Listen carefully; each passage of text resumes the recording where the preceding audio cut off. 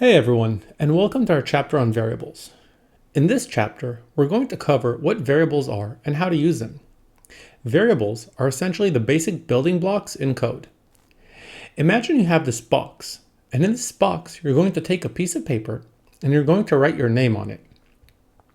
You're going to put it inside that box, so let's go ahead and do that.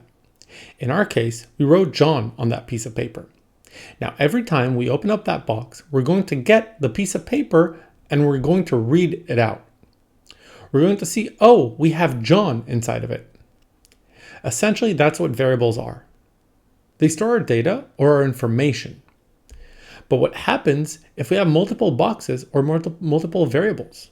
What happens is we're going to take another box and we're going to write pizza on it. We're going to store it inside that box. Now, if I'm going to ask you, hey, can you tell me what your favorite food is? You're going to have to guess between which box you want to open. And you're going to have to guess which box has your favorite food in it. But you might accidentally open up the John box. So for this case, we have something called variable names, where in our example, we're going to use labels to represent them. So let's go ahead and attach labels to our different boxes. And let's give a label name or a variable name to each of these boxes. For the one that has our name, we're going to attach a label called name. For the one that has our favorite food, we're going to attach a label food. So now when I'm going to ask you what's your name, you know to look for the box that has the label name on it.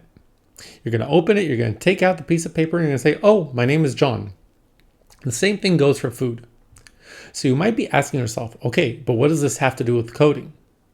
So in coding, we're simply going to go ahead and write our variable name.